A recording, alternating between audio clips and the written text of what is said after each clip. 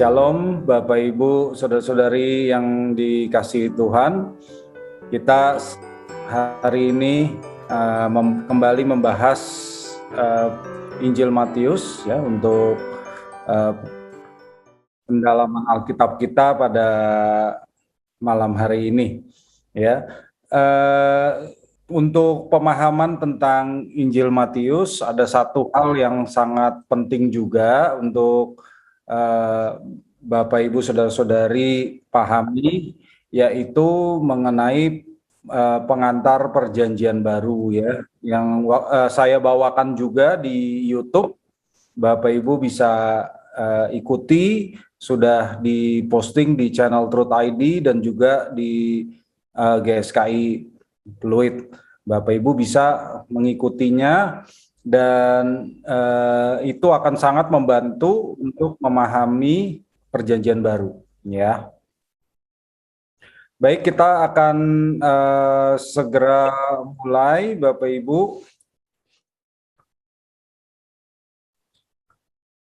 Baik, kita akan membaca teksnya terlebih dahulu. Saya minta Pak Ayong untuk membacakan teksnya. Mari kita lihat dari Matius 2 ayat 1 sampai 12. Matius 2 ayat 1 sampai 12, demikian firman Tuhan. Orang-orang Majus dari timur. Sesudah Yesus dilahirkan di Betlehem, tanah Yudea, pada zaman Raja Herodes, datanglah orang-orang Majus dari timur ke Yerusalem dan bertanya-tanya, di manakah dia, raja orang Yahudi yang baru dilahirkan itu? Kami telah melihat bintangnya di timur dan kami datang untuk menyembah dia. Ketika Herodes mendengar hal itu, terkejutlah ia beserta seluruh Yerusalem. Maka dikumpulkannya lah semua imam, kepala, dan ahli Taurat bangsa Yahudi. Lalu dimintanya keterangan dari mereka, di mana Mesias akan dilahirkan. Mereka berkata kepadanya, di Betlehem, di tanah Yudea. Karena demikianlah ada tertulis dalam kitab Nabi.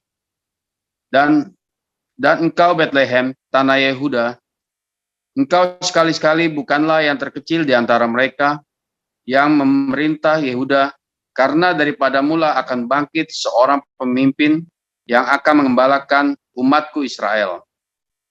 Lalu dengan diam-diam Herodes memanggil orang-orang Majus itu dan dengan teliti bertanya kepada mereka, bila mana bintang itu nampak.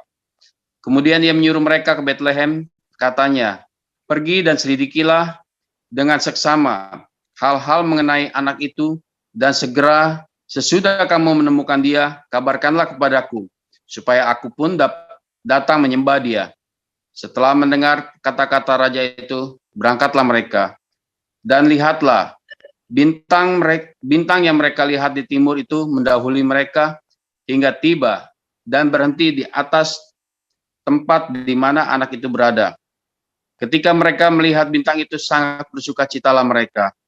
Maka masuklah mereka ke dalam rumah itu dan melihat anak itu bersama Maria, ibunya. Lalu sujud menyembah dia. Mereka pun membuka tempat harta bendanya dan mempersembahkan persembahan kepadanya, yaitu emas, kemenyan, dan mur. Dan karena diperingatkan dalam mimpi supaya jangan kembali kepada Herodes, maka pulanglah mereka ke negerinya melalui jalan yang lain. Amin. Ya, baik Bapak Ibu yang dikasihi Tuhan, ya kita melanjutkan pembahasan yang lalu. Ini masih soal kelahiran Tuhan Yesus dan tentunya menjelang hari Natal ya, yang tinggal sebulan lebih ke depan. Ya, ini menjadi bacaan yang juga cocok bagi kita. Nah, Bapak Ibu, di ayat 1 yang tadi kita baca dikatakan, sesudah Yesus dilahirkan di Betlehem, di tanah Yudea pada zaman Raja Herodes. Nah, Bethlehem, kenapa harus ditulis Bethlehem tanah Yudea? Karena Bapak Ibu, dulu di Israel itu ada kota lain yang namanya Bethlehem, tetapi di tanah Zebulon, jadi di utara. Jadi yang dimaksud di sini adalah Bethlehem yang di Yehuda, yang ada di selatan. Ya, ini kotanya nih. Lokasinya 6 kilometer di selatan Yerusalem. Ini kota Yerusalem. Nah, kalau di Israel modern sekarang seperti Jakarta dan Bekasi. Jadi dempet, Bapak Ibu.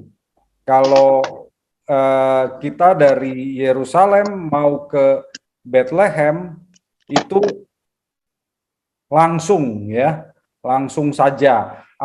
Saat ini ada tembok pembatas yang dibangun oleh Israel karena Bethlehem itu termasuk wilayah tepi barat. Ya, wilayah tepi barat yaitu negara Palestina, Bapak Ibu.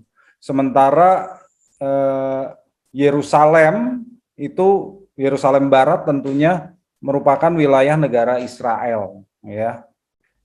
Nah, di sini dikatakan Yusuf dan Maria pergi ke Bethlehem dari Nazaret untuk mengikuti sensus yang diadakan oleh Kaisar Agustus, ya. Ini sesuai dengan Lukas 2 ayat 1 sampai 7. Di Matius memang tidak disebutkan adanya sensus, tetapi dari apa yang ditulis Lukas kita tahu mengapa Yusuf dan Maria ada di Bethlehem. Karena mereka mau mengikuti sensus ya yang diadakan oleh Kekaisaran Roma. Nah, berarti Bapak Ibu di sini setelah apa yang diceritakan di Matius 1. Di Matius 1 itu kan diceritakan bahwa Yusuf akhirnya mengetahui bahwa tunangannya Maria itu sedang hamil. Dan dia berusaha untuk menceraikannya diam-diam. Tetapi malaikat memberitahu bahwa yang ada di kandungan Maria itu adalah anak Allah. Maka setelah apa yang terjadi, Yusuf dan Maria akhirnya menikah juga, ya. Mereka sudah mengadakan pesta pernikahan atau dalam bahasa Ibraninya nisuin sebelum berangkat ke Bethlehem. Jadi ketika Yusuf dan Maria sampai ke Bethlehem, mereka sudah statusnya suami istri penuh, ya, bukan lagi tunangan, sudah suami istri. Nah, Bethlehem ini juga kota yang istimewa, Bapak Ibu, karena Bethlehem adalah kota kelahiran Raja Daud. Kota kelahiran Raja Daud, ya. Berarti dia adalah kota asal leluhurnya Yusuf. Dan kita lihat ya, setelah Yesus lahir, Yusuf dan Maria itu tidak kembali ke Nazaret dulu, tetapi mereka tinggal di Bethlehem. Ya, mereka tinggal di Bethlehem. Jadi kalau kita mengetahui kisah Natal di mana Yusuf dan Maria mencari penginapan, ya, tetapi akhirnya sesudah itu mereka mencari rumah juga di Bethlehem dan mereka tinggal di Bethlehem, Bapak Ibu. Baik, selanjutnya di sini dikatakan pada zaman Raja Herodes. Nah, siapakah Raja Herodes itu?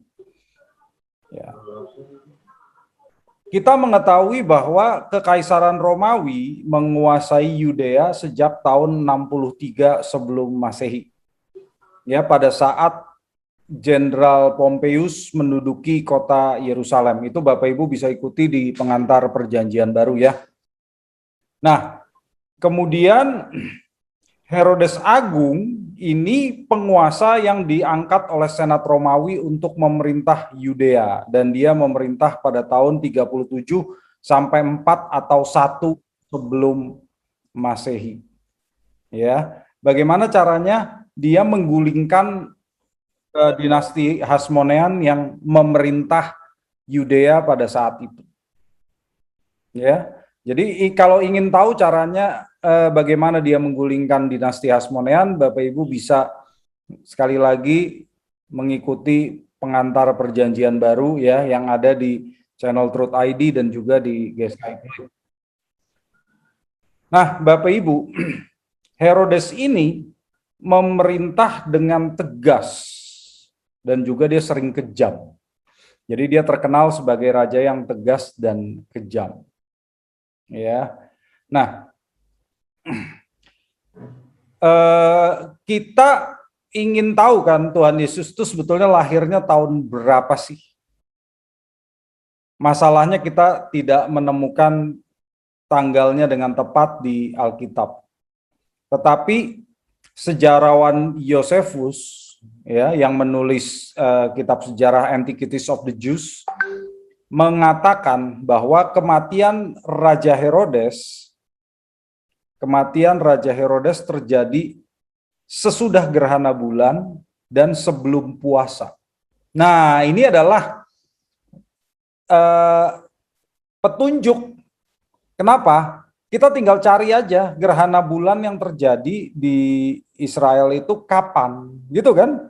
Tinggal cari ya, yang dekat dengan bulan puasa itu kapan? Bukan bulan puasa, hari puasa ya. Orang Israel tidak punya bulan puasa, punyanya hari puasa. Nah, hari puasa itu apa saja, Bapak Ibu? Ada yang tahu nggak? Ada yang tahu nggak orang Yahudi itu berpuasa di hari apa, Bapak Ibu? Yang mau acara Paskah. Bukan. Paskah. Yom Kippur, Pak. Yom Kippur, betul. Nah, yang pertama Yom Kippur. Yom Kippur hari raya pendamaian. Mereka harus puasa dan sampai sekarang orang Yahudi puasanya 25 jam. Ya, dan satu lagi yang tadi dikatakan Bu Ega, Paskah. Tapi bukan di hari Paskahnya ya. Hari Paskah itu hari sukacita. Jadi sebelum Paskah juga mereka melakukan puasa. Jadi ada dua kemungkinan. Kalau nggak Yom Kippur, sebelum Paskah. Nah, di sini ada beberapa alternatif Bapak Ibu mengenai gerhana bulan yang bisa menjadi tanda kapan Raja Herodes meninggal. Yang pertama itu 15 September tahun 5 sebelum Masehi. Ya, tetapi ini kelihatannya terlalu dini untuk hari kematian Herodes ya. Itu dekat sekali dengan hari Yom Kippur, tapi terlalu dini.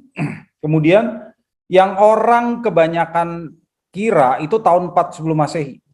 Tahun 4 sebelum Masehi itu ada ya. Pada tanggal 12 dan 13 Maret tahun 4 sebelum Masehi terjadi gerhana bulan. Tetapi gerhana bulannya terjadinya sesudah tengah malam dan cuma gerhana sebagian. Jadi bulannya tidak benar-benar gerhana, cuma sebagian.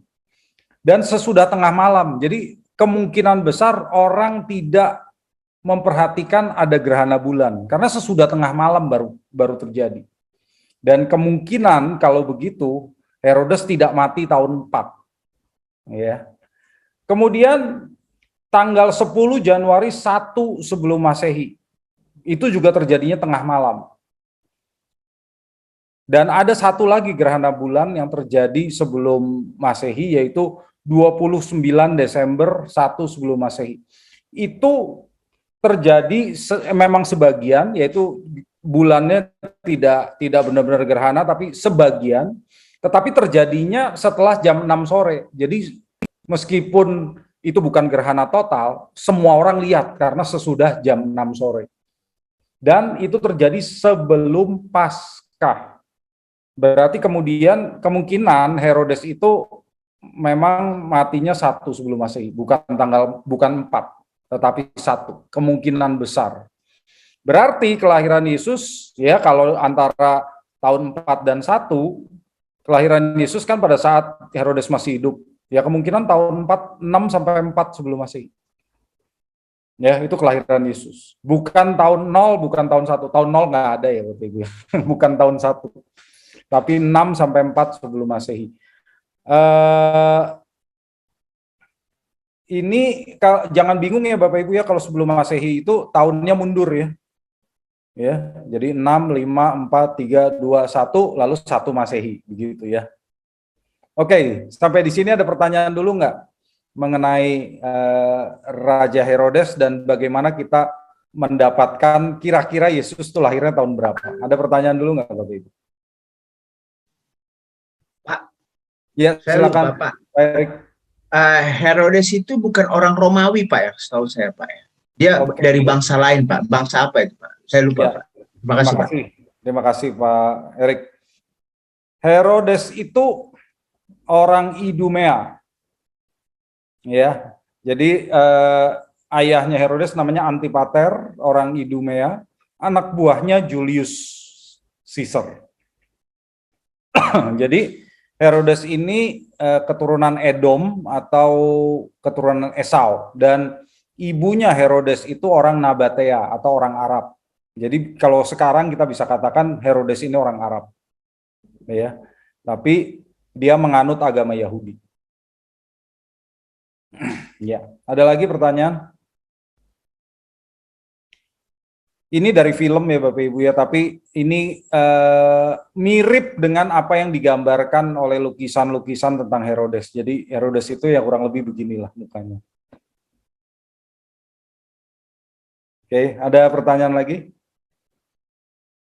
Baik, kalau enggak kita lanjutkan. Nah, sekarang kita masuk di orang-orang Majus, karena di Matius 2 ayat 1 tadi dikatakan, datanglah orang-orang Majus dari timur ke Yerusalem. Orang-orang Majus dari timur ke Yerusalem. Nah, saya mau tanya sama Bapak Ibu, ada berapa orang raja yang mengunjungi Yesus pada saat Yesus baru lahir? Ada berapa raja yang mengunjungi Yesus? Ayo, ada yang bisa jawab? Ayo Bapak Ibu. Ada berapa orang raja yang mengunjungi Yesus?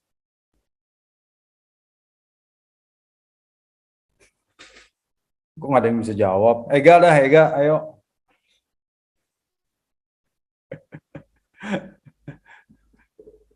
Ayo. Pak Ferry, ayo, berapa orang raja yang mengunjungi Yesus? 3 ya Pak. 3 ya, 3 raja gitu ya. Kalau menurut lagu begitu kan, we three kings of Orient are gitu ya. Yang betul berapa? Yang betul nggak ada, karena orang Majus itu bukan raja, ya. Orang Majus itu bukan raja. Orang Majus itu dari bahasa aslinya magos. Magos. Ini adalah pendeta Zoroastrianisme. Jadi pengikut ini agama ya, agama pengikut Nabi Zoroaster atau Zarathustra. Ya. Agama Zoroaster ini agama monoteis. Jadi hanya percaya kepada satu Allah. Mereka juga seperti kita, monoteis. Tapi kalau orang Yahudi, Allahnya namanya Yahweh. Kalau orang Zoroastrianisme itu Allahnya namanya Ahura Mazda. Ya, ada merek mobil di sini ya. Mazda. Nah, Tuhannya itu namanya Ahura Mazda. Zoroastrianisme ini percaya penghakiman pada akhir zaman, percaya surga dan neraka, percaya kehendak bebas, dan juga percaya kedatangan Mesias.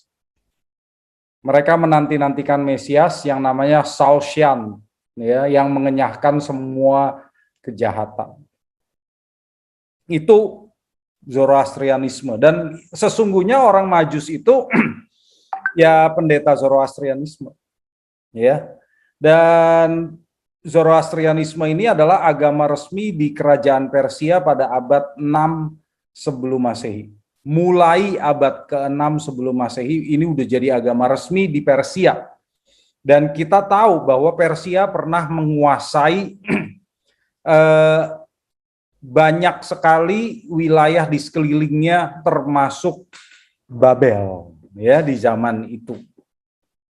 Persia itu raja yang terkenal Raja Koresh, Raja Darius ya, yang pernah bertemu dengan Daniel. Ya, Daniel itu pernah jadi anak buahnya Raja Koresh dan Darius. Nah, sampai sekarang agama Zoroastrian ini masih ada, Bapak Ibu.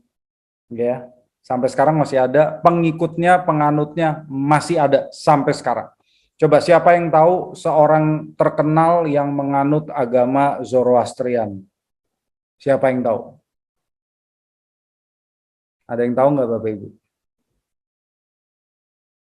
Penyanyi. Freddie Mercury, Pak. Freddie Mercury, betul. Freddie Mercury. Dia asalnya dari Zanzibar, ya, orang tuanya itu orang Parsi, yaitu orang Persia yang kemudian migrasi ke India dan akhirnya mereka tinggal di Zanzibar. Dan orang tuanya Freddie Mercury dan Freddie Mercury-nya sendiri juga menganut agama Zoroastrian. Karena asalnya dari Persia, Persia itu sekarang Iran, Bapak Ibu ya. Nah, Zoroaster sendiri sebetulnya hidupnya mungkin tahun 2000 sebelum Masehi. 2000, jadi 4000 tahun yang lalu ya. Dan kalau nama Majus itu sekarang dekat dengan magic, betul nggak? Magic. Tapi ya kita harus tahu bahwa sebetulnya orang-orang Majus itu bukan magician, bukan ahli sihir sebetulnya, ya. Hanya saja orang-orang Yunani berpendapat bahwa orang-orang Majus itu ahli dari segala sesuatu yang religius, itu seperti kata Xenophon, ya. Sehingga dari istilah Majus, magos, berkembanglah kata magic. Jadi mereka dipandang kalau ahli segala sesuatu yang religius, pasti ahli jampi, ahli mantra, dan juga ahli sihir. Akhirnya begitu. Padahal aslinya orang Majus itu bukan ahli sihir. Ya. Nah, ciri-ciri kalau orang Majus yang Zoroaster itu pakai penutup muka ini nih. Ini bukan karena takut COVID, bukan masker, karena takut COVID, Bapak Ibu. Tetapi karena ibadah mereka itu dengan menyalakan api. Ya, dengan menyalakan api, dan api suci itu tidak boleh kena nafas yang kotor apalagi ludah gitu ya. Jadi mereka harus menutupi muka supaya apinya itu tidak tercemar begitu. Nah, yang namanya orang Majus sebetulnya juga sudah ada di Perjanjian Lama ya. Nah, saya kasih contoh di Daniel 1 ayat 20. Daniel 1 ayat 20. Di sini dikatakan, dalam tiap-tiap hal yang memerlukan kebijaksanaan dan pengertian yang ditanyakan raja kepada mereka, didapatinya bahwa mereka, yaitu Daniel dan teman-temannya, 10 kali lebih cerdas daripada semua orang berilmu dan semua ahli jampi di seluruh kerajaannya.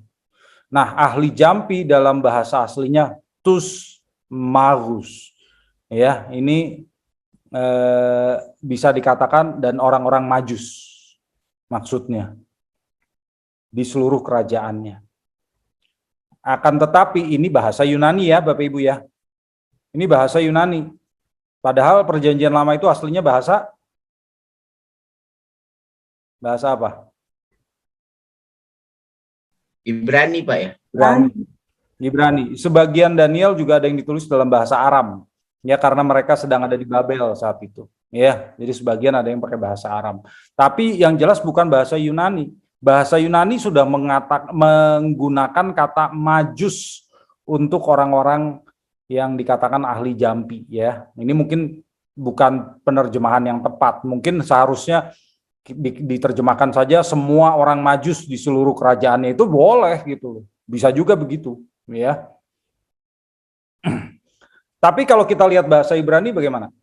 Nah, ini ada nih, orang Majus dalam bahasa Ibrani pun ternyata ada, yaitu di Yeremia 39 ayat 3. Yeremia 39 ayat 3. Tapi kita nggak baca bahasa Indonesia, baca bahasa Indonesianya tidak, ya kurang tepat dari terjemahan aslinya.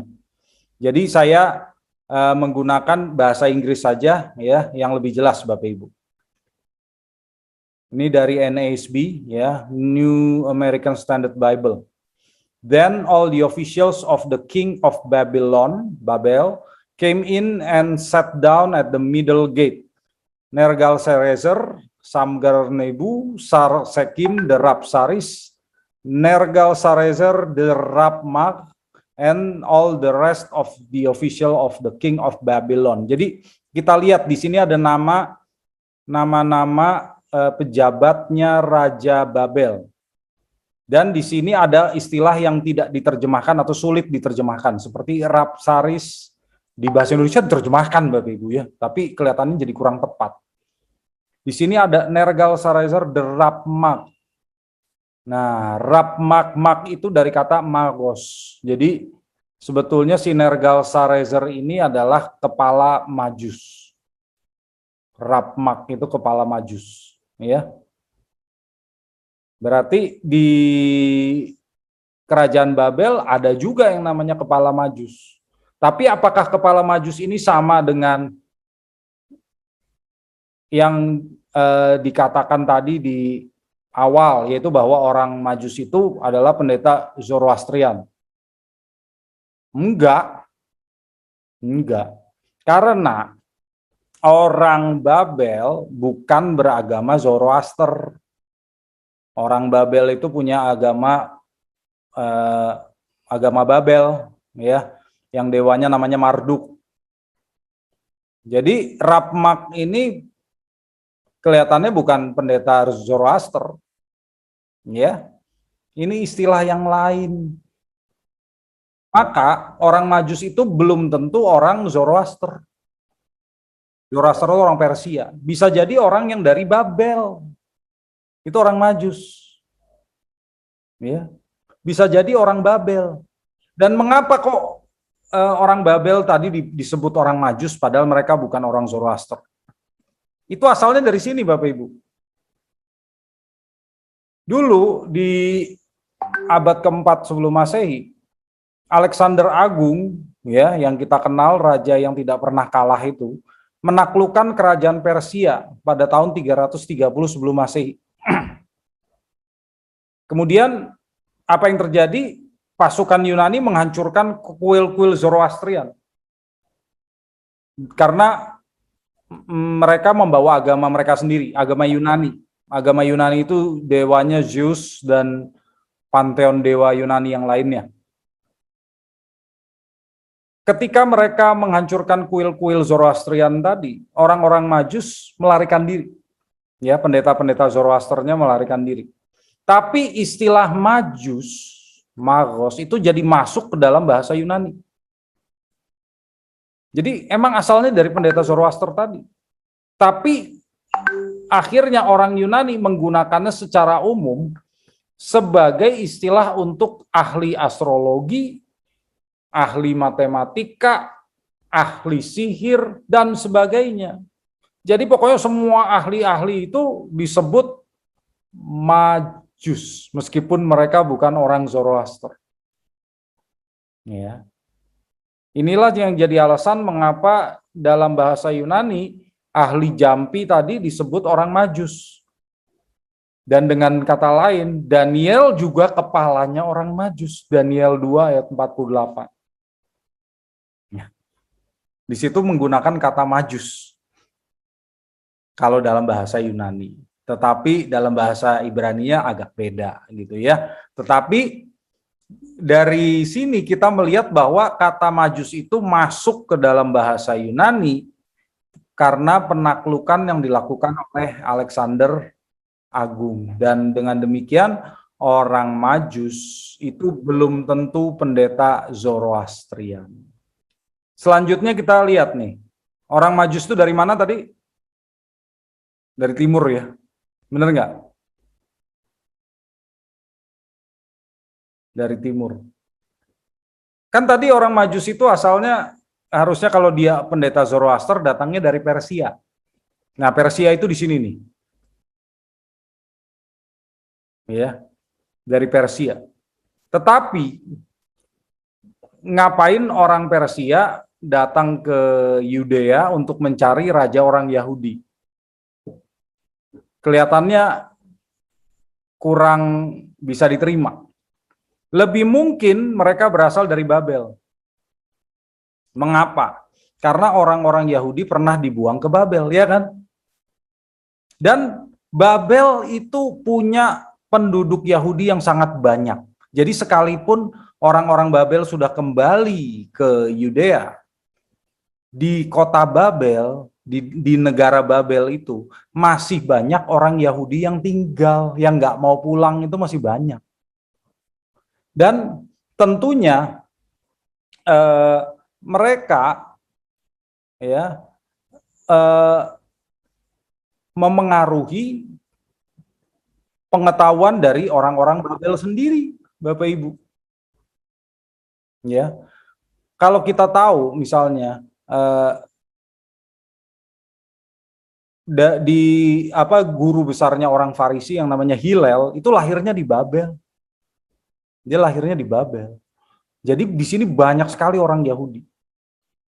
Pada zaman Perjanjian Baru sangat banyak orang Yahudi yang tinggal di Babel. Dan orang-orang Babel karena belajar dari orang-orang Yahudi, mereka juga mempelajari nubuat-nubuat Perjanjian Lama tentang kedatangan Mesias. Ya. Nubuat Daniel sendiri dikenal nggak sama orang-orang Babel? Karena mereka mempelajari nubuat Perjanjian Lama, saya kira mereka kenal. Misalnya Daniel 9 ayat 25 sampai 26. Itu salah satu nubuat Mesias. Boleh tolong dibaca Pak Ferry, Daniel 9 ayat 25 sampai 26.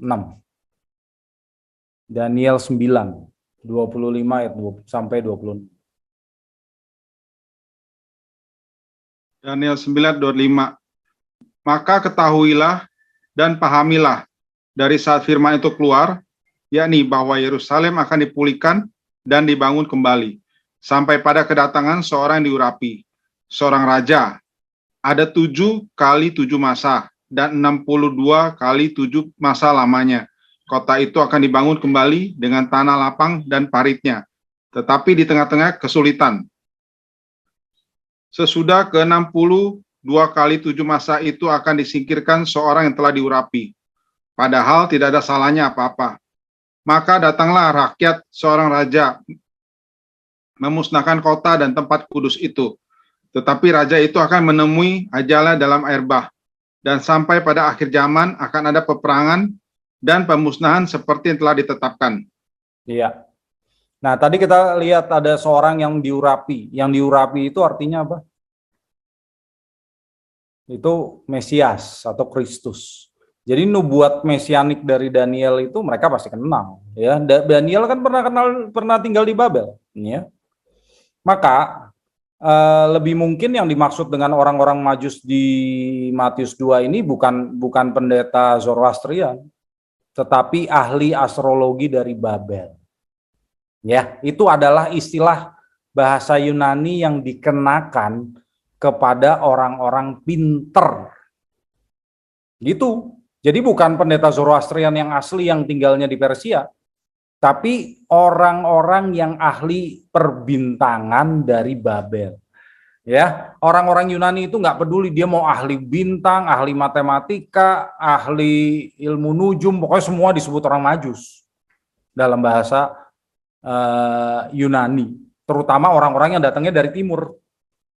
Gitu. Ya, jadi kemungkinan besar mereka bukan pendeta Zoroastrian, tapi ahli astrologi dari Babel.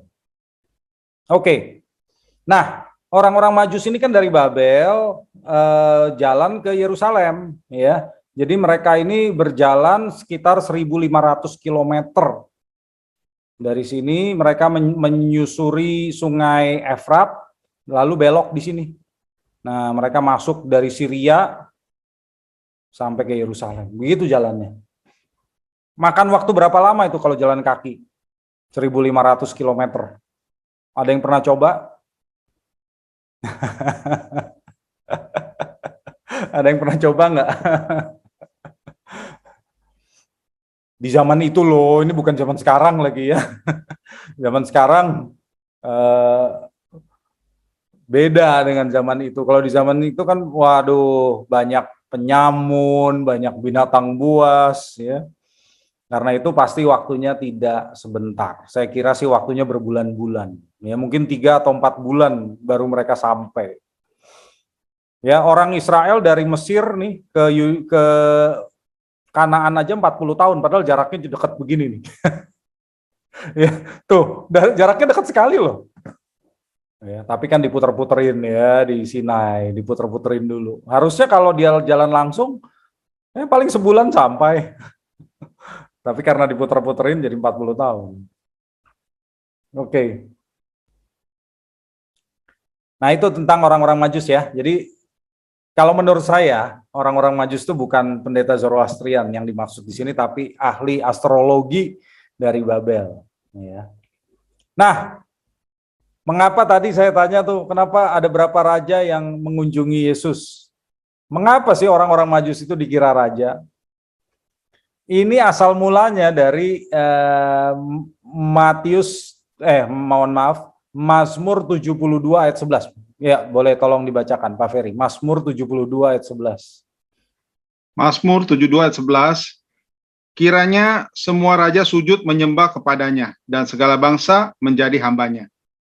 Nah, jadi dianggap orang-orang Majus ini adalah penggenapan dari Mazmur 72 ayat 11. Jadi orang-orang Majus dari timur, oh ini raja-raja datang dari timur untuk menyembah Sang Mesias. Ya.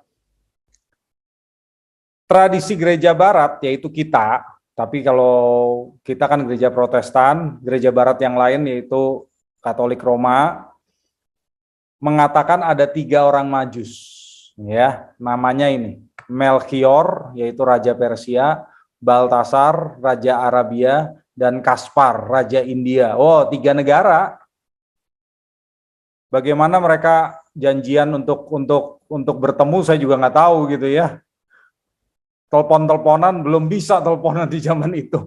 Kok bisa ada Raja Persia, Raja Arabia, Raja India, rame-rame mengunjungi Yesus, Raja orang Yahudi. Bagaimana caranya gitu ya mereka bisa janjian. Di zaman itu kan sulit ya. Nah, hari kedatangan orang Majus itu dirayakan sebagai hari Epifani ya. Kalau di gereja barat dan sebagian gereja timur dirayakan tanggal 6 Januari. Itu hari Epifani, hari orang Majus mengunjungi Yesus. Sebagian gereja timur, yaitu misalnya gereja Ortodoks Rusia dan Ethiopia merayakannya tanggal 19 Januari. Ya, Bapak Ibu. Ya, tadi udah jelas ya kita ya, orang Majus itu bukan raja ya, mereka ahli astrologi. Jadi kemungkinan mereka ini anak buahnya raja. Memang orang pinter. Dan orang-orang timur selalu menganggap orang Majus itu salah satu dari mereka. Kalau orang-orang Kristen dari Cina menganggap salah satu orang Majus itu orang Tiongkok. Gitu. Ya, karena datangnya dari timur. Jadi kalau begitu Bapak Ibu, rombongan orang Majus ini terdiri dari berapa orang? Kira-kira? 3, Pak. 3. Kenapa 3? Ya, itu kan ada 3 orang, Pak. Walaupun mungkin bukan raja, Pak. Mereka mengatakan 3 itu kan karena persembahannya ada 3. Ya, tetapi sebetulnya yang namanya rombongan orang Majus itu pasti banyak, Bapak Ibu. Ya, karena mereka pasti membawa pembantu, membawa pasukan untuk perjalanan jauh, jalan kaki 1.500 km.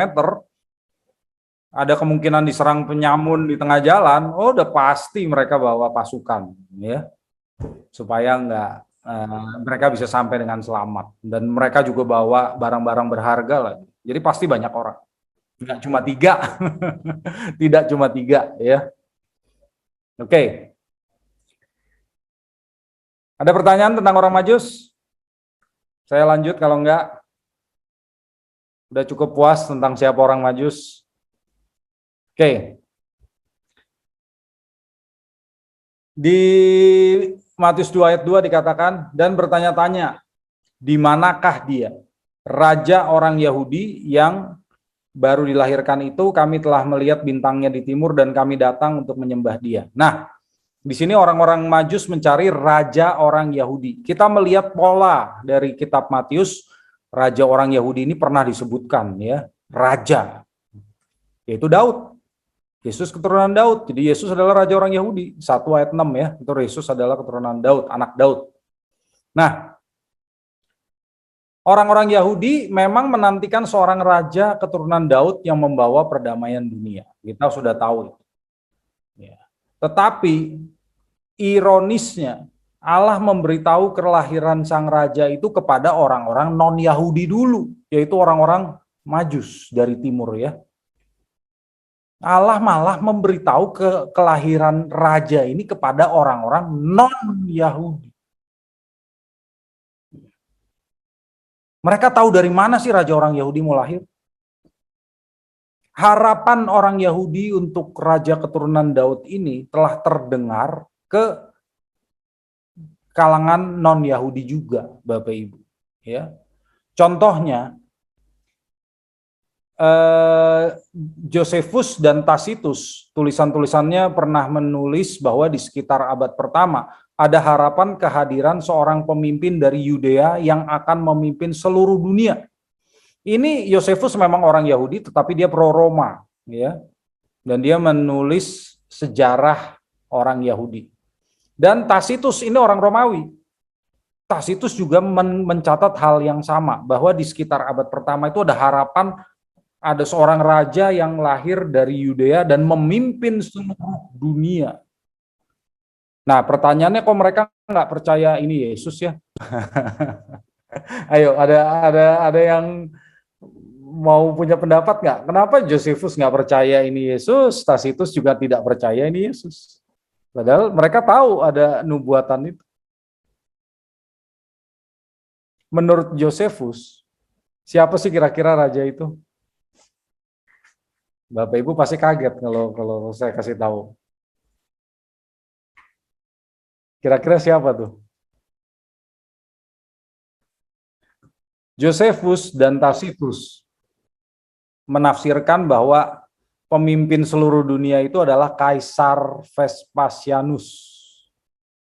Nah, kan aneh kan? Kaisar Romawi. Ya. Kenapa begitu? Karena Kaisar Vespasianus itu yang memerintahkan penyerbuan Yudea dan untuk menumpas pemberontakan orang Yahudi. Jadi itulah yang ditafsirkan bahwa raja itu datang dari Yudea karena mereka menghukum orang-orang Yahudi dan mereka menghukum Raja Herodes Agripa yang memang terkenal jahat. Dan Josephus sekalipun dia orang Yahudi, dia pro Romawi. Jadi dia pro kekaisaran Roma yang menghancurkan Raja Herodes Agripa. Jadi mereka menafsirkan pemimpin dari Yudea itu adalah Kaisar Vespasianus. Aneh kan? Iya. Oke, ada pertanyaan dulu Bapak Ibu?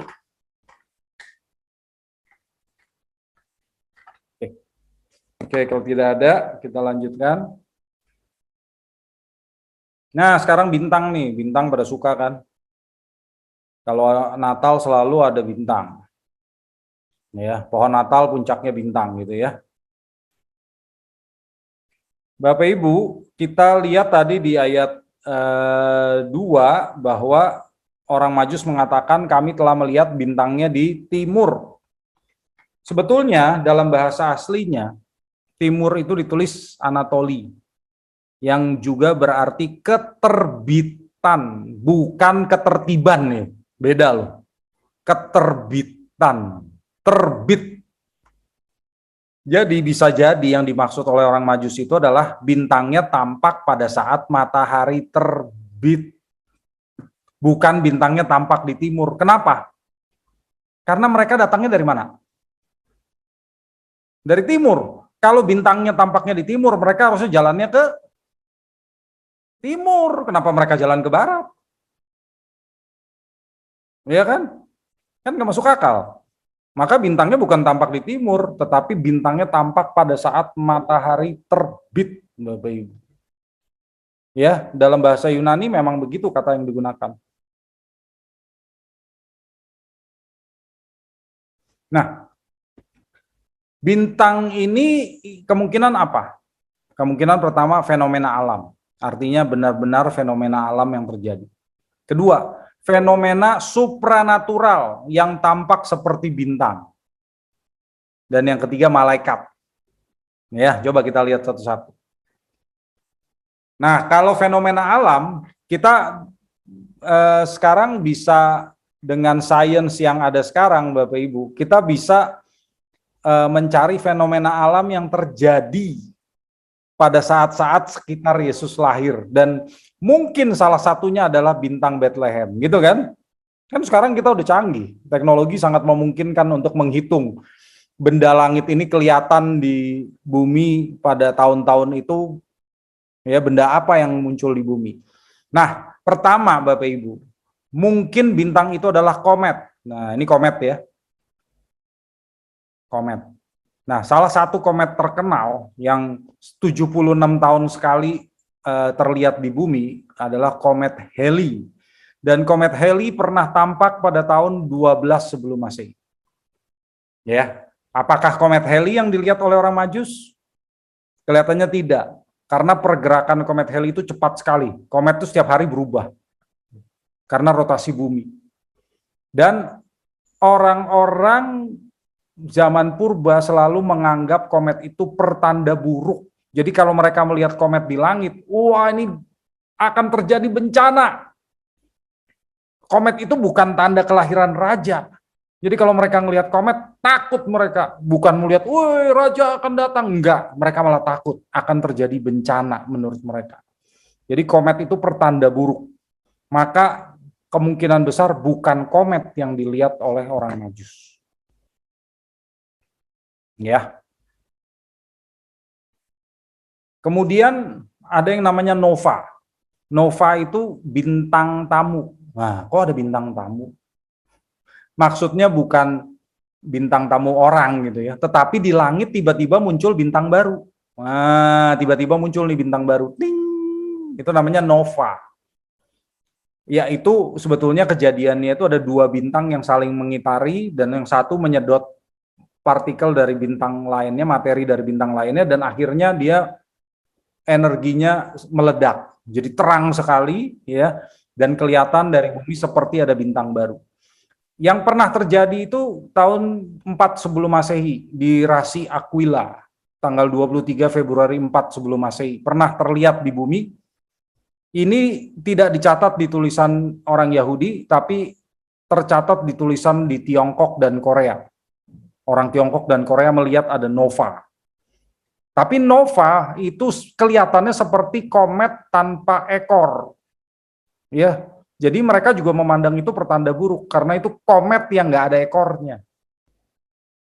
Ya, jadi kemungkinan bukan nova.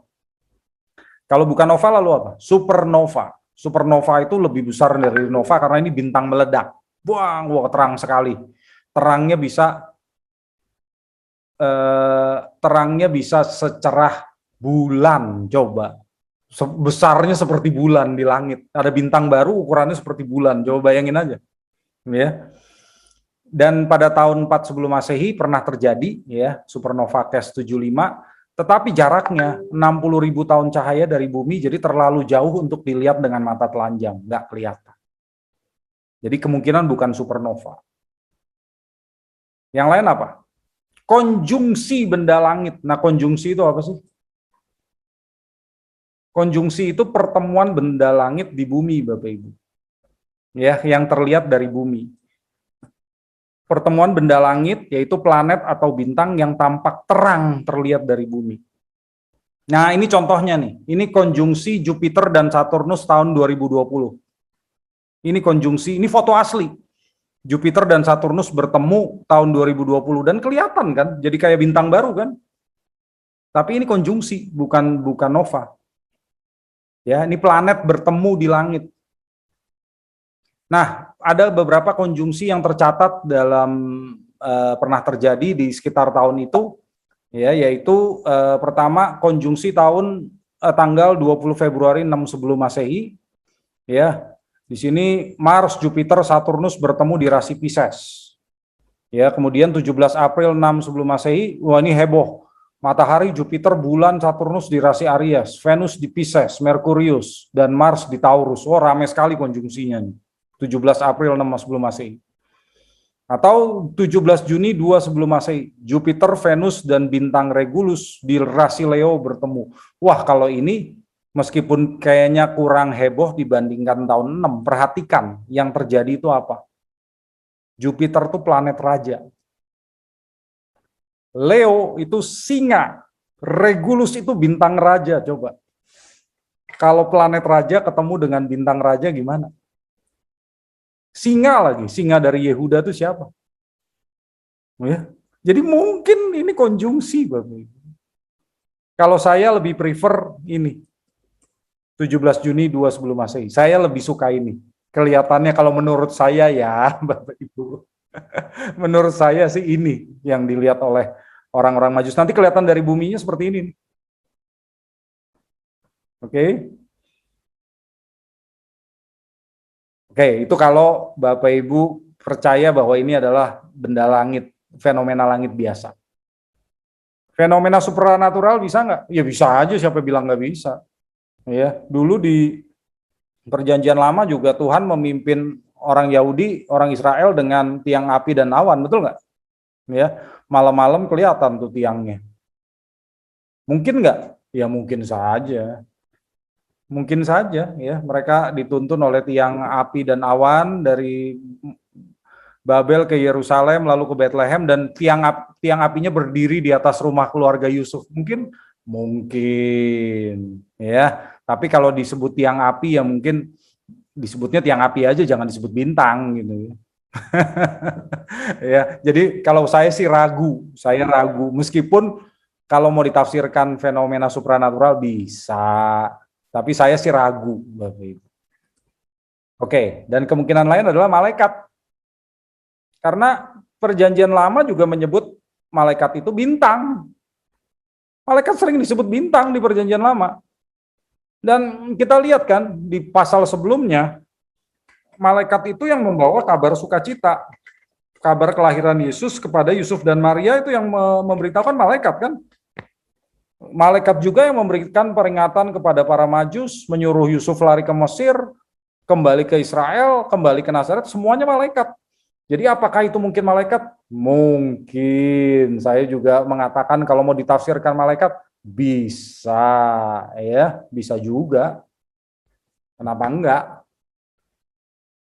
Begitu Bapak Ibu. Ada pertanyaan? Ya. Pak Mak, Silakan, Pak.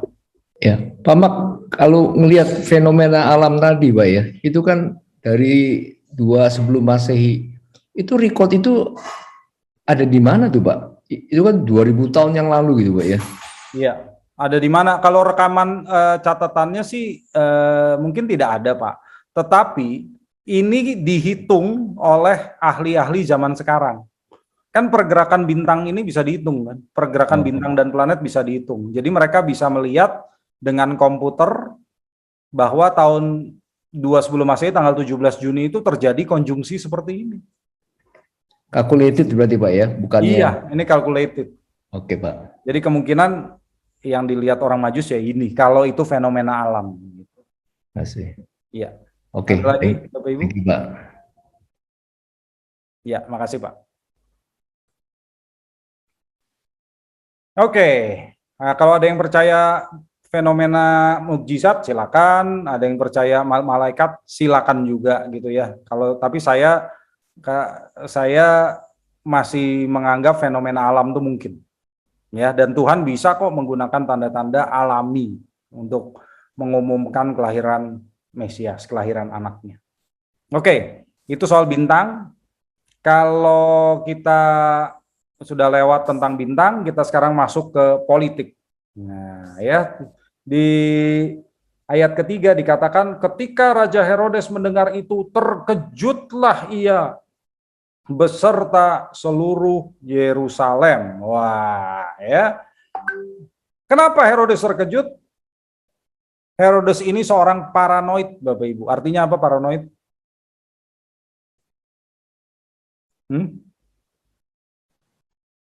Takut, Orang yang gampang takut. gampang takut. Betul. Kenapa sih gampang takut? Dia itu merebut tahta dari dinasti Hasmonean pada tahun 37 sebelum Masehi. Ya, jadi Herodes ini sebetulnya sadar bahwa dia itu bukan ahli waris dari tahta Daud. Dia tuh sadar. Karena itu dia sangat takut kalau tahtanya ini direbut. Ya, kalau dari dalam orang Yahudi sendiri, orang-orang Hasmonean ingin merebut tahtanya, ya, dan orang-orang luar negeri juga mungkin untuk datang merebut tahtanya, ya. Nah, Herodes ini kan berpihak pada kekaisaran Romawi karena dia diangkat menjadi raja oleh Senat, oleh Marcus Antonius yang mengangkat Herodes jadi raja. Dia bukan keturunan Daud, jadi kalau dia menjadi raja Israel, waduh, dia tahu itu bukan tempatnya. Maka kalau orang-orang yang datang menyambut kedatangan Yesus itu datangnya dari barat, Herodes tidak akan takut. Kenapa, Bapak Ibu? Kenapa kalau datang dari barat dia nggak takut? Kalau datang dari timur takut. Kenapa? Kalau datang dari barat dia nggak akan takut. Kenapa? Karena nggak sesuai nubuatan, Pak. Kalau dari barat. Kalau dari timur kan sesuai nubuatan. Nubuatan, apakah ada nubuatan yang mengatakan orang-orang timur akan datang menyambut raja orang Yahudi, Pak? Bukannya dia sebelumnya tanya dulu kepada ahli-ahli ini, Pak, ahli-ahli kitab. Ya, ahli-ahli Alkitabnya. Tapi kan nggak ada kata dari timur sebetulnya ya. Jadi yang orang bisa datang dari barat ataupun dari timur. Datangnya dari timur, wah dia kaget. yang dari timur majus asli kali Pak ya? Iya, majus asli, yaitu orang-orang ahli astrologi kan. Tapi Iya. kalau yang datang tamunya dari barat, Herodes nggak akan kaget. Ya, karena dia dari barat bukan asli najusnya gitu kali Pak. Begitu, Pak. Bukan Zoroasternya. Karena kalau dari barat, Pak, dari barat wilayah barat itu seluruhnya adalah wilayah Romawi, ya. Jadi kalau yang datang itu dari barat, dia nggak takut. Itu kubunya dia, itu di pihak dia, itu orang-orang Romawi nggak akan menjatuhkan dia. Tapi kalau dari timur, waduh, tunggu dulu, dia takut itu. Kenapa? Dulu ya, waktu Herodes itu mau naik tahta, itu terjadi karena ada perseteruan di antara raja-raja Hasmonean, yaitu Hyrcanus dan Antigonus. Nah, Antigonus itu bersekutu dengan kerajaan Partia yang adanya di sebelah timur. Ya, karena itulah begitu si Herodes naik tahta, dia mengamankan perbatasan terutama daerah timur. Di daerah timur tuh dia bangun benteng-benteng. Maka kalau ada orang datang dari timur, dia pasti menganggap, wah ini kerajaan lain nih, ada yang mau mendukung pihak-pihak di Yudea yang ingin menyingkirkan Herodes dan menggantikannya dengan raja yang benar, raja keturunan Daud. Ya kan, dia pikir begitu kan, timur itu musuh, barat itu teman. Kalau buat Herodes begitu. Ya. Dan di sini tadi kan katakan yang terkejut itu adalah Herodes dan seluruh Yerusalem. Seluruh Yerusalem itu berarti bukan rakyatnya Yerusalem yang kaget, tapi para pemimpin politis dan religius di Yerusalem. Kenapa? Karena mereka juga merasa terancam atas kehadiran kekuatan asing. Meskipun mereka itu orang-orang Yahudi dan mereka juga menantikan Mesias tuh. Tapi buat mereka lebih penting apa? Lebih penting posisinya, ya. Lebih penting posisinya. Lebih penting Mesias nggak usah datang, nggak apa-apa. Yang penting kedudukan dia aman. Dia sudah jadi pejabat, dia di pihak Herodes, meskipun Herodes itu raja yang salah, biarin amat. Yang penting dia tetap jadi pejabat. Begitu kan? Ya, hari ini juga terjadi kan, orang yang mengorbankan iman untuk posisi. Itu juga yang terjadi di zaman Raja Herodes saat itu. Jadi Sisi Yerusalem ini bukan rakyatnya Yerusalem ya Bapak Ibu ya, pejabatnya Yerusalem. Oke, nah ini kita lihat apa yang terjadi dengan Herodes yang paranoid. Herodes yang paranoid itu tega membunuh anggota keluarganya sendiri. Oh, ya. Nah, pada tahun 29 sebelum Masehi dia bunuh istrinya sendiri, Maryamne. Kenapa? Maryamne ini adalah putri dari dinasti Hasmonean yang digulingkan oleh Herodes. Dan dia takut Maryamne mendukung kekuatan-kekuatan yang ingin merebut kembali takhta dari Herodes. Kemudian mertuanya sendiri, Alexandra Makabe. Kalau namanya Makabe udah tahu ya, ini juga orang Hasmonean. Digulingkan tahun 29 atau 28 sebelum Masehi. Lalu anak-anaknya sendiri, Alexander, Aristobulus, Antipater, digulingkan karena Herodes takut tahtanya direbut oleh anaknya. Coba. Paranoid, bunuh orang-orang aja terus dia. Sampai Kaisar Agustus waktu itu mendengar tentang teganya Herodes membunuh anggota keluarganya sendiri dan anak-anaknya sendiri tega dibunuh sama Herodes. Kaisar Agustus berkomentar begini, lebih baik menjadi babinya Herodes daripada jadi anaknya. Ini permainan kata Bapak Ibu. Kalau dalam bahasa Yunani, babi itu is, kalau anak itu yos. Jadi lihat tuh ya, is, yos. Lebih baik jadi isnya Herodes daripada jadi yosnya Herodes. Itu kata Kaisar loh. Sadis dia. Oke. Lalu apa yang ditanyakan oleh orang Majus kepada Herodes? Mereka bertanya di mana yang ditanyakan oleh Herodes kepada para ahli Taurat. Herodes bertanya di mana Mesias akan dilahirkan. Ya, kalau kita lihat di ayat 4. Maka dikumpulkannya semua imam kepala dan ahli Taurat bangsa Yahudi, lalu dimintanya keterangan dari mereka di mana Mesias akan dilahirkan. Coba perhatikan. Orang Majus cari Mesias atau bukan?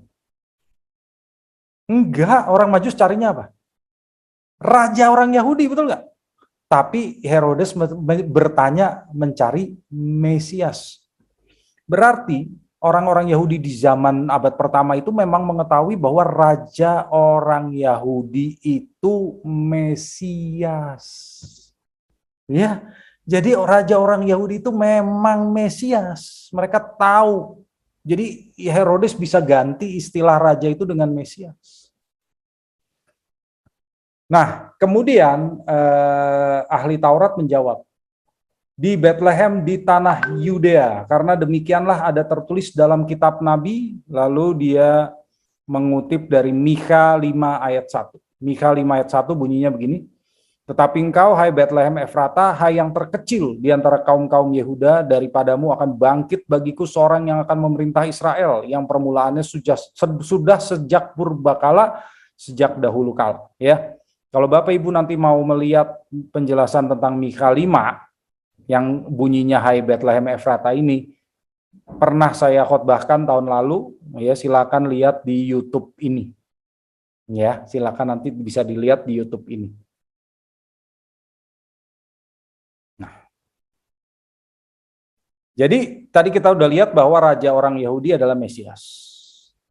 Lalu kita lihat lagi bahwa Herodes dengan diam-diam memanggil orang Majus dan bertanya kepada mereka, bila mana bintang itu tampak. Ya.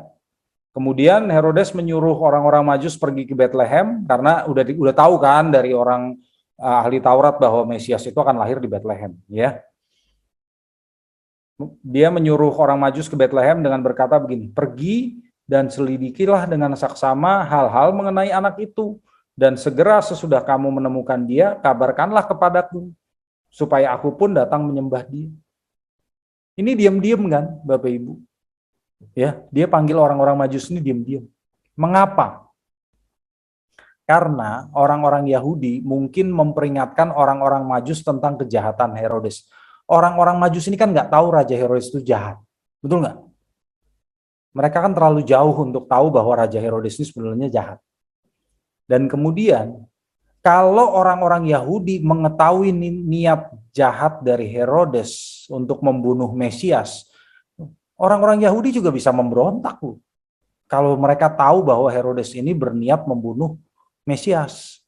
Jadi Herodes memanggil mereka diam-diam, ya, supaya nggak kedengaran orang banyak. Gitu, Bapak Ibu. Lalu kita lihat di ayat 9. Di ayat 9 dikatakan, setelah mendengar kata-kata raja itu, berangkatlah mereka, orang Majus.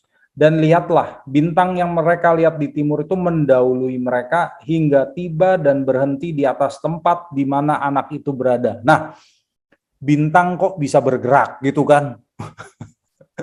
Ya enggak? Bintang mana bisa bergerak ya Bapak Ibu ya? Memang bintang itu kelihatan dari bumi tidak bergerak. Tetapi planet bergerak. Ya, jadi kalau bintang itu adalah planet, konjungsi planet, maka planet itu bergerak. Bintang bisa mendahului mereka, bisa, itu namanya retrograde nih, gerakannya begini. Ya, planet luar itu bergeraknya begini. Kalau kelihatan dari bumi, karena kecepatan bumi melewati mereka, karena bumi ada di orbit lebih dalam dari planet-planet luar. Sehingga kelihatannya planet luar itu bolak-balik begini di langit, padahal tidak. Ini hanya kelihatan dari bumi. Lalu dikatakan bintang itu diam dan berhenti di atas tempat di mana anak itu berada. Kok bisa bintangnya setelah bergerak dia diam? Ya bisa dong. Nih lihat nih. Ini bergerak, ya bergerak. Lalu dia mau balik ke arah, dia diam kan di sini. Benar nggak? Nah, itu tandanya bahwa disitulah anak itu berada ketika bintang ini lagi mau balik arah.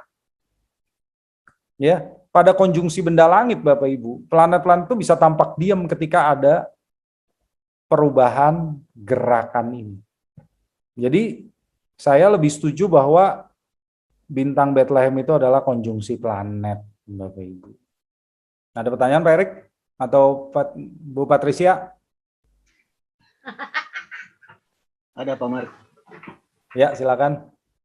Bukan pertanyaan sih, tapi lebih tepatnya cuma mau mendukung aja sama Pak Mark gitu loh. Karena saya juga pikir sama sih Pak Mark, ini lebih ke fenomena alam. Karena orang-orang yang tadi dimaksud yang jelasin sama Pak Mark kan orang-orang Majus ini adalah astrolog. Iya. Mereka yang belajar mengenai bintangan ya gitu. Jadi memang lebih masuk akalnya ini fenomena alam bukan yang lain sih. Iya, iya. Terima kasih. Terima kasih, ya, terima kasih atas dukungannya, Pak. Ya, kenapa bukan astronomi? Kalau zaman sekarang kan ada astrologi, ada astronomi. Kalau zaman dulu sama saja, astrologi dan astronomi itu sama. Mereka melihat gerakan benda-benda langit lalu mengaitkannya dengan peristiwa-peristiwa di bumi, digunakan untuk meramal. Zaman dulu begitu. Kalau zaman sekarang beda, yang mempelajari benda langit secara fisika itu astronomi. Kalau yang mempelajari benda langit untuk meramal, nah itu astrologi. Ya, zaman dulu sama saja. Ya. Oke. Cek komak. Ya, cek silakan. tes. Ya, silakan. Komak, itu yang orang Majus berapa lama ya dari dia pergi dan dia melihat bintang sampai ketemu Yesus? Iya. Apakah berarti konjungsinya sekian lama gitu? Iya. Iya, konjungsi planet ini memang terjadinya agak lama ya, karena planet ini kan memang bergerak, dia bertemu dan berdekatan gitu. Jadi kemungkinan memang terjadinya cukup lama ya, kelihatannya cukup lama. Jadi bisa jadi mereka melihat gerakan ke arah konjungsi lalu terjadi konjungsi. Mereka ahli astrologi, jadi mereka mempelajari pergerakan itu. Ya, mereka jalannya berbulan-bulan. Ya. Mereka berjalan berbulan dari Babel ke Yerusalem itu harusnya bisa 3-4 bulan. Oke. Pak Mak. Oke. Yes. Thank you, Pak Mak. Silakan. Ya. Ya, Pak Yong. Ya, Pak Mak. Saya sempat bertanya-tanya, kalau dibilang orang Majus itu ahli bintang, Kenapa dia harus singgah dulu mampir ke Raja Herodes untuk bertanya di mana raja itu? Ya, Gitu, terima Pak. kasih Pak Yong. Ya kalau secara alami mereka kan orang-orang dari negara yang cukup jauh ya, dari negeri yang cukup jauh, dan mereka mencari raja. Kalau mereka mencari raja yang baru lahir, secara logis lahirnya pasti di istana dong. Jadi dia akan cari ke istana raja dulu. Jadi datanglah mereka ke istana raja, yaitu istana Raja Herodes. Tapi Herodesnya malah kaget. Waduh, ada raja yang lain ya. Jadi memang pasti logisnya mereka cari ke istana dulu. Begitu ya. Oke, terima kasih Pak Yong. Terus Pak Mak, sekali lagi, tadi dikatakan di ayat berapa tadi ya? Yang di ayat 7. Iya. Herodes kan bertanya lagi pada orang Majus itu, Iya. bila mana bintang itu nampak. Nah, ini artinya dia sebelumnya udah melihat bintang, perjalanan bintang, atau memang setelah ke Herodes dulu baru melihat bintang itu, Pak? Iya, iya, makasih Pak Yong. Kalau tadi kan saya jelaskan tadi bintang ini sebetulnya kan terjadi, kelihatannya itu bukan di timur tetapi pada saat matahari terbit. Jadi kalau pada malam hari orang-orang Majus tuh nggak tahu bintangnya ada di mana. Ketika pagi hari bintang itu kelihatan, nah itu waktu bintang itu tampak kamu jalan gitu katanya Herodes. Jadi mereka ngikutin lagi kan. Bintang itu tampak, mereka jalan ke Bethlehem. Ya. Thank you Pak Mak. Ya. Dan ketika bintang itu berhenti, nah itulah dia tempatnya gitu. Ya, oke. Nah, pada ayat 9 Bapak Ibu, kita baca, setelah mendengar kata-kata raja itu berangkatlah mereka, ya orang Majus, dan lihatlah bintang yang mereka lihat di timur itu mendahului mereka hingga tiba di atas tempat di mana anak itu berada. Nah, istilah anak di sini dalam bahasa aslinya adalah pedion. Pedion. Ya. Jadi bukan bayi loh, anak. Jadi Yesus bukan lagi bayi saat orang Majus datang. Kita sering melihat begitu kan, Yesus dibaringkan di atas palungan, lalu ada gembala datang, sesudah itu orang Majus datang. Oh, itu waktunya salah bener itu. Ya, orang-orang Majus tidak menemui Yesus di kandang. Ya, orang-orang Majus tidak menemui Yesus di kandang, tetapi di rumah. Di rumah ya. Kalau kita membaca tadi di ayat 11 ya, masuklah mereka ke dalam rumah itu. Jadi Yesus sudah tinggal di rumah ini. Yesus sudah nggak tinggal di kandang lagi, Bapak Ibu. Yusuf sudah punya rumah di Bethlehem. Ini udah beberapa waktu kemudian. Makanya kalau kita nanti melihat di ayat-ayat berikutnya tentang Herodes membantai anak-anak kecil, kemungkinan Yesus itu umurnya hampir 2 tahun. Udah bukan bayi. Hampir 2 tahun. Ya. Nah, kemudian rumah, dikatakan kan mereka tinggal di rumah ya, Bapak Ibu. Rumah orang Yahudi itu begini. Rumah orang Yahudi di zaman itu begini. Ya, rumah orang Yahudi itu seperti ini, Bapak Ibu. Ya, dibuatnya dari batu bata yang dibuat dari lumpur ya, yang ditutup oleh jerami ya, jadi seperti ini. Nah, mereka tinggal di bagian atas, di bagian bawahnya adalah dapur, gudang, dan juga kandang-kandang hewan. Jadi begini bentuk rumah di zaman itu. Dan Yusuf dan keluarga tadi di ayat 11 dikatakan sudah tinggal di rumah. Berarti Yusuf dan keluarganya sudah tinggal di sebuah rumah secara permanen. Yusuf tinggal di Bethlehem secara permanen, Bapak Ibu. Lalu pada ayat 11 tadi dikatakan apa?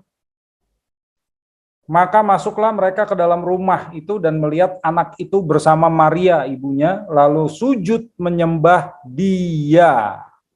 Bukan sujud menyembah mereka ya. Jadi orang Majus hanya menyembah Yesus, bukan menyembah Marianya.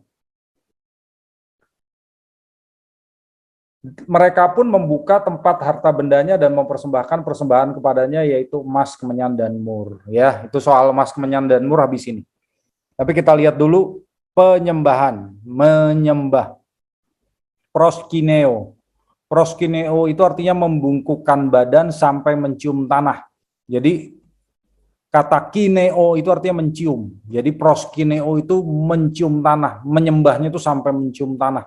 Itu hanya layak untuk raja, ya, untuk raja yang dipandang sebagai keturunan ilahi. Ya. Jadi Yesus ini dianggap Allah gitu ya, dianggap dewa oleh mereka. Karena kalau di Babel, orang-orang Babel itu memang menyembah dengan cara proskineo, mencium tanah itu hanya kepada dewa. Tapi mereka nggak tahu kan bahwa anak itu benar-benar Allah. Gitu. Mereka orang-orang Majus tuh nggak tahu, Bapak Ibu. Mereka carinya raja, mereka bukan mencari Allah. Ya. Dan di sini juga tidak dikatakan mereka proskineo terhadap Herodes. Mereka hanya proskineo terhadap Yesus. Ya. Kemudian mereka memberikan persembahan, ya, yaitu emas, kemenyan, dan mur. Ini adalah tanda penghormatan yang layak bagi seorang raja. Ya. Kita bisa melihat di kitab-kitab Perjanjian Lama bahwa memang biasa orang membawa persembahan kepada orang yang dihormati. Ya, Kejadian 43 ayat 11 sampai 15, 1 Samuel 9 7 ayat 8, dan 1 Raja-Raja 10 ayat 1 sampai 2. Ini memang kebiasaan untuk memberikan persembahan kepada raja atau orang yang dihormati. Dan persembahan yang diberikan itu emas, kemenyan, dan mur adalah barang-barang mahal. Ini menjadi cara Allah untuk mendukung keluarga Yusuf saat melarikan diri ke Mesir berikutnya. Ya, Yusuf butuh modal untuk hidup di Mesir, dan persembahan inilah cara dari Allah untuk mensupport keluarga Yusuf. Nah, sekarang emas, kemenyan, dan mur itu apa? Emas, kemenyan, dan mur. Kalau sekarang Bapak Ibu yang paling mahal dari tiga ini apa? Emas, kemenyan, atau mur? Kemenyan, Pak. Ya lebih mahal emas dong, Pak. Emas tuh mahal sekali kan sekarang. Berapa tuh satu gramnya? Ibu-ibu, saya nggak tahu ngikutin berapa tuh. Emas 1 gramnya berapa sekarang? Mahal juga sekarang kan? Tapi di zaman dulu Bapak Ibu, emas, kemenyan, dan mur ini harganya hampir sama. Kurang lebih sama mahalnya. Orang-orang Romawi itu sangat senang dengan kemenyan dan mur. Dan orang-orang Romawi setiap tahunnya mengimpor ratusan ton kemenyan dan mur ke dalam wilayah Kekaisaran Romawi. Jadi kemenyan dan mur zaman dulu mahal sekali, Bapak Ibu. Ya, mahal sekali. Ya, kalau emas itu kita tahu, ini emas ya yang di tengah nih ya, ini emas. Emas itu logam mulia yang paling dihargai di dunia kuno dan dipakai untuk perhiasan raja dan bangsawan. Ini melambangkan Yesus sebagai raja tentunya. Tapi orang-orang Majus tuh nggak tahu Yesus ini raja itu, dan persembahan ini melambangkan kerajaannya Yesus. Mereka juga nggak gitu tahu sebetulnya ya. Kemudian kemenyan. Kemenyan itu apa? Getah pohon boswellia ya. Boswellia sakra kalau di zaman itu di Israel, dan kemenyan digunakan untuk bait suci. Untuk apa sih? Untuk dupa di bait suci itu.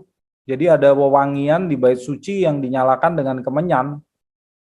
Ya, untuk wangi-wangi di bait suci. Dianggap Tuhan juga suka wewangian itu, ya. Dan juga orang-orang zaman dulu rumahnya itu kalau mau ada wewangian ya pakai kemenyan. Kidung Agung 3 ayat 6. Melambangkan Yesus sebagai Allah ya, karena itu adalah yang digunakan di bait suci. Mur, nah ini mur ya, ini mur yang di atas nih. Kalau Bapak Ibu lihat di background, kemenyan tuh yang putih di bawah dan mur tuh yang di atas. Waktu saya ke Israel beberapa tahun yang lalu, saya lihat ini orang jualan apa sih, kayak batu-batuan. Taunya kemenyan. Ini yang putih-putih begini nih. Ada mur juga yang kayak begini, mereka jualan ini di Kota Tua Yerusalem banyak nih seperti ini. Tadi saya kira batu, taunya kemenyan. Ya. Mur tuh seperti ini yang merah ya, yang coklat, sementara kalau kemenyan tuh yang putih. Mur itu getah pohon komifora yang digunakan untuk minyak urapan. Jadi minyak urapan tuh mengandung mur. Wewangian juga, dan pembalsaman mayat. Nah, ini yang khas. Mur itu digunakan untuk membalsam mayat. Karena itu, mur melambangkan Yesus itu menjadi kurban yang akan mati. Ya, karena mur di zaman itu digunakan untuk membalsam mayat. Oke, lalu di ayat 12 tadi, ayat terakhir kita lihat bahwa karena diperingatkan dalam mimpi, malaikat lagi yang memperingatkan, supaya jangan kembali kepada Herodes, maka pulanglah orang-orang Majus ke negerinya melalui jalan lain. Tadi kan mereka datangnya dari utara. Kenapa saya tahu mereka datang dari utara? Karena mereka ke Yerusalem dulu baru ke Bethlehem. Jadi mereka datangnya dari utara, nih ya, jalannya ke sini. Tetapi setelah diperingatkan oleh malaikat, mereka sekarang lewat jalan selatan, ya. Mereka lewat jalan selatan ke sini, baru balik lewat jalan bawah, gitu. Ya. Orang-orang Majus itu memperlakukan mimpi sebagai komunikasi ilahi. Yusuf juga begitu. Yusuf, bapaknya Yesus, juga menganggap mimpi itu komunikasi dari Allah. Ya. Jadi mereka pulangnya lewat jalan lain, yaitu jalan selatan. Tadinya lewat jalan utara. Ya, dari sini Bapak Ibu, apa yang kita pelajari? Pertama, kita mempelajari dalam bacaan 12 ayat ini, gelar-gelarnya Yesus. Gelar-gelarnya Yesus. Yang pertama di ayat 2, Yesus adalah Raja orang Yahudi. Yang di ayat 4, Yesus adalah Mesias. Dan di ayat 6, Yesus adalah pemimpin. Ya, kita lihat bahwa dalam bacaan sederhana ini Yesus bukan bukan anak yang sembarangan. Dia ini benar-benar anak yang memberikan keselamatan kepada umat Allah. Ya, dia raja orang Yahudi, dia Mesias, dia pemimpin. Tapi dia masih anak kecil yang lemah. Itu harus diakui, dia juga anak kecil yang masih lemah, sama sekali tidak berdaya. Karena itu kalau Herodes sang raja menganggap Yesus sebagai ancaman, wah, apa yang terjadi? Herodes juga bisa untuk membunuh Yesus. Anak-anaknya sendiri saja dibunuh oleh Herodes. Ya, jadi di zaman itu Herodes itu sangat kuat, nggak ada orang bisa menggulingkan dia. Herodes menyingkirkan semua sisa dinasti Hasmonean yang mau menyingkirkan dia. Apalagi cuma seorang anak kecil. Gampang kalau mau disingkirkan oleh Herodes sebetulnya. Ya, ini yang akan kita baca di pertemuan-pertemuan berikut. Nah, aplikasi di sini adalah Bapak Ibu, pemeliharaan Allah itu sangat nyata. Yesus yang masih kecil dan lemah itu dipelihara oleh Bapa di surga. Ya, dia dipelihara. Kekuatan, tipu daya, ambisi manusia tidak bisa membatalkan rencana Allah untuk menghadirkan Mesias. Nggak bisa.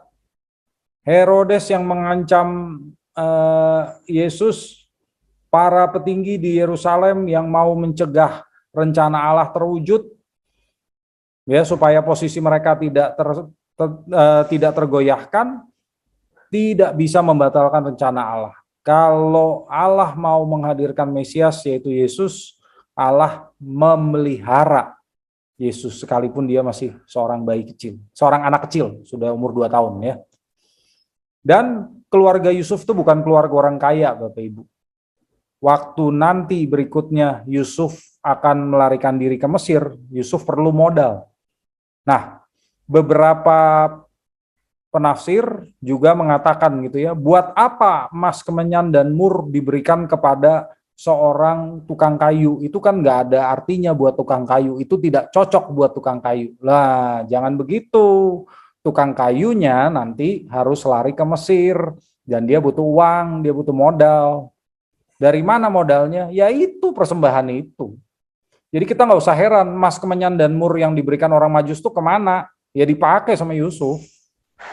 Ya, ada legenda-legenda yang mengatakan bahwa Yudas Iskariot mencuri emasnya Yesus gitu ya, yang dikasih orang Majusnya, enggak lah.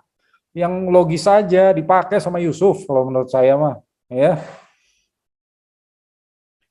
Nah, kalau kita melihat Allah pegang kendali atas kisah ini, masihkah kita meragukan pemeliharaan Allah atas diri kita? Ya, kalau Allah memang memelihara kita nggak perlu ragu, Bapak Ibu. Dari kisah ini kita melihat pemeliharaan Allah itu nyata, Allah pegang kendali. Ya, karena itu nggak usah ragu bahwa Allah selalu beserta pada atas kita dan memelihara kita. Oke. Aplikasi yang berikutnya adalah bagaimana kita menyambut Yesus. Kita melihat bahwa Yesus ini Allah yang berkorban. Dia lahir sebagai manusia, dia berkorban. Dia meninggalkan tahta surgawinya, dia meninggalkan keilahiannya dan mengenakan tubuh manusia. Mengosongkan diri, gitu kalau kata Filipi ya. Orang-orang Majus menyambut Yesus sebagai raja. Mereka mengenali Yesus itu adalah raja. Tapi orang-orang Yahudi yang mengetahui Mesias telah lahir, yaitu tadi anak buahnya Herodes, tidak mau menyambut sang Mesias loh. Bahkan berniat membunuh sang Mesias karena ambisi pribadi mereka. Coba. Padahal mereka yang tahu itu menurut kitab Nabi Mikha, Mesias sudah lahir ini. Tapi mereka bukannya menyambut seperti orang-orang Majus, mereka malah berniat untuk membunuh bayi itu, anak itu. Ya, Yesus sudah bukan bayi, sorry. Bagaimana sikap kita terhadap Yesus kalau begitu?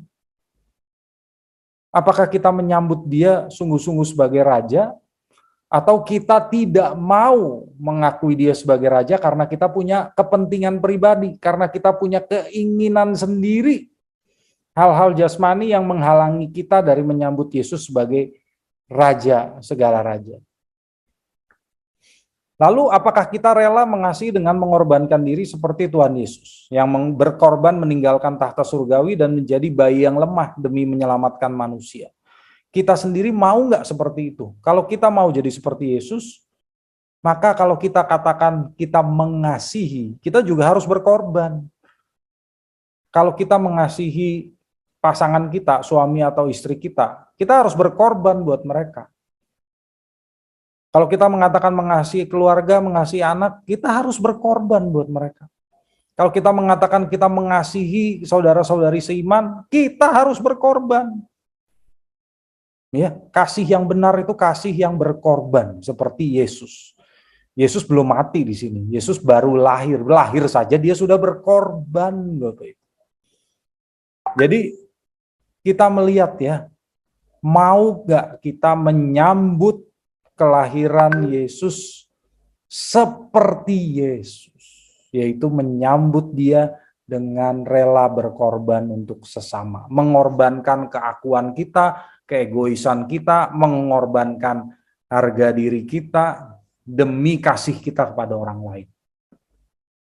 Ya, sadarilah kalau seperti ini, maka pasti Bapak Ibu nggak akan meninggalkan pasangan Bapak Ibu. Kalau Bapak Ibu sudah berjanji dalam janji nikah untuk saling mengasihi, artinya saling berkorban. Jadi apa sih yang bisa menghalangi kita dari berkorban untuk pasangan hidup kita? Nggak ada kan? Dia salah, ya nggak apa-apa kita berkorban. Gitu, seperti Yesus. Yesus yang berkorban untuk jemaat, untuk kita. Itulah kasih dari Allah bagi kita sebagai umatnya. Oke, itu yang bisa saya bagikan untuk Bapak Ibu. Selanjutnya mungkin kita mau tanya jawab ya. Silakan saya kembalikan ke Pak Ferry dan Pak Ayong. Makasih Pak Mak. Banyak belajar ya dari Bintang, dan ternyata orang Majus itu bukan raja ya. Nah Bapak Ibu, sekiranya ada pertanyaan boleh langsung. Saya kembali Pak Mar. Oke Pak Wardes, silakan. Terima kasih. Maaf ya off cam. Iya nggak apa-apa.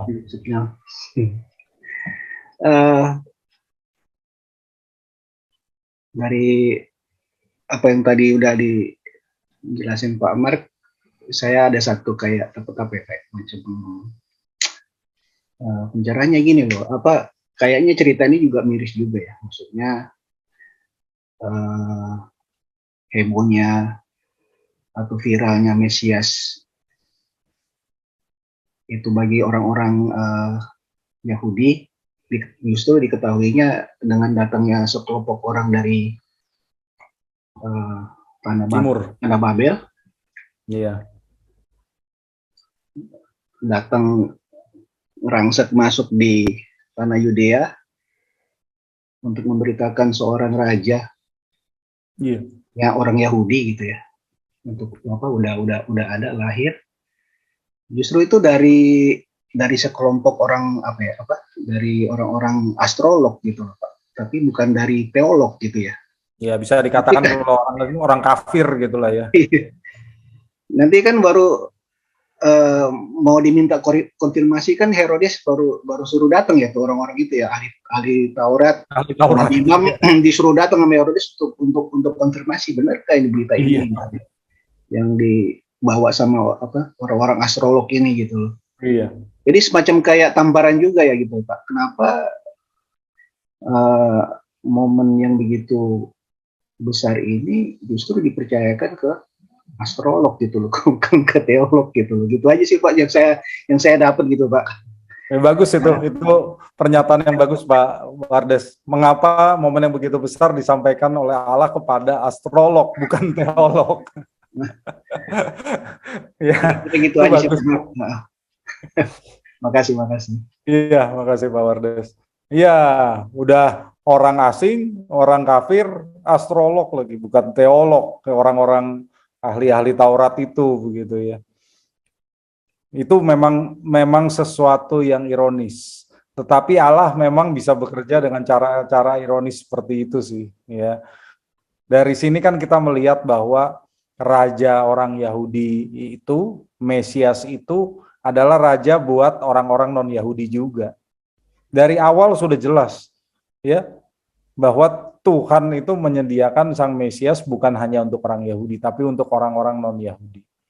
Dan dari awal memang Tuhan juga memperlihatkan bahwa Dia mengeraskan hati orang-orang Yahudi untuk sementara waktu. Ya, kita udah lihat tuh, teolog-teolog itu sudah tahu Mesias datang bukannya menyambut, malah berusaha membunuh Mesias karena mereka takut posisi mereka terancam. Itu kan jahat sekali. Ya, itu jahat sekali. Jadi demi menyelamatkan seluruh dunia, Allah membiarkan hati orang Yahudi itu keras untuk sementara waktu demi menyelamatkan seluruh dunia. Ya, kalau orang Yahudi tidak keras hati, maka keselamatan itu nggak terbuka untuk kita. Jadi memang itu dibiarkan oleh Allah sementara waktu. Bukan berarti Dia nggak mengasihi orang Yahudi ya. Sesudah itu Allah juga membuka kepada orang Yahudi. Ya, jadi kita sebagai orang-orang yang mengerti firman Tuhan, apalagi para teolog, jangan sampai kita dilewati oleh astrolog. Boleh tuh, bagus Pak. Ya, ada lagi Bapak Ibu? Ada lagi Bapak Ibu pertanyaan? Boleh Pak, saya tanya Pak. Ya, Pak Cindy. Ya. Pak Max, mau tanya ini ya. Tadi kan waktu di ayat 7 waktu orang Majus ketemu Herodes, kemudian Herodes bertanya, kapan kamu melihat bintang itu gitu ya. Nah, maksud saya kurang jelas waktu pertama orang Majus lihat bintang itu waktu saat Yesus lahir di kandang domba, berarti kan kurang lebih 2 tahun yang lalu Pak ya. Tapi kita tahunya itu 2 tahun yang lalu kan waktu Herodes menyuruh bayi di bawah 2 tahun dibunuh. Berarti waktu diam-diam dia panggil orang Majus pasti bilang 2 tahun yang lalu saya lihat bintang itu. Makanya Herodes suruh bayi di bawah umur 2 tahun yang dibunuh karena diperkirakan raja yang baru lahir itu sekitar umur sekian gitu. Sedangkan tadi Pak Max bilang perjalanan dari Babel ke Yerusalem ini kurang lebih cuma beberapa bulan gitu. Jadi waktu pertama orang Majus lihat ini bintang itu kapan? Waktu Yesus pas dilahirkan atau setelah itu, Pak? Tidak, setelah itu ya Pak. Setelah Oke. itu. Makasih Pak Stanley. Saya kira sih sesudah itu Pak. Jadi bintang itu bukannya tampak ketika Yesus lahir ya, kelamaan kalau 2 tahun. Ini kan cara Allah untuk memberitahukan kelahiran Yesus buat orang-orang Majus. Yesusnya juga sudah tinggal di rumah itu ya, sudah makan waktu cukup lama.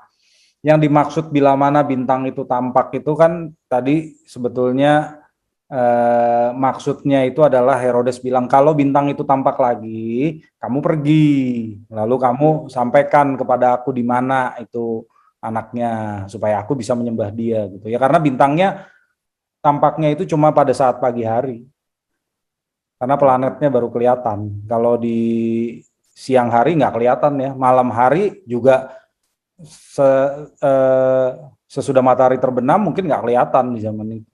Di hari itu ya. Bintangnya kelihatannya pagi hari.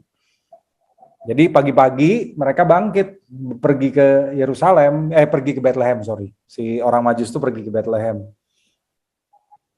Begitu sebetulnya.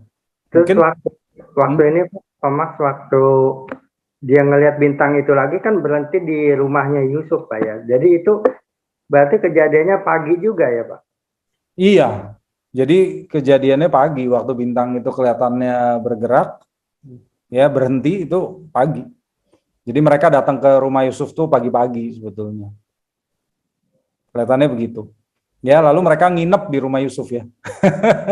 Karena mereka tidur lalu diperingatkan dalam mimpi, berarti mereka nginep di sana.